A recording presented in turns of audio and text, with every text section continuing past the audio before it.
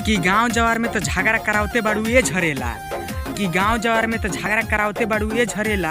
आ तुहरा खातिर बवाल भइल बा बंगाल और आगरा। और का कहीं तुहर लालका घगरवा के चलती पूरा यूपी बिहार हिलल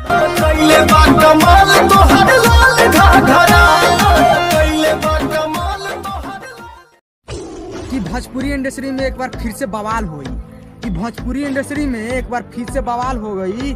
कहे से कि आ गिल बा पावर स्टार पवन सिंह के लालका घगरवा वाला ट्रेंडिंग सॉन्ग। बजाओ रे भाई।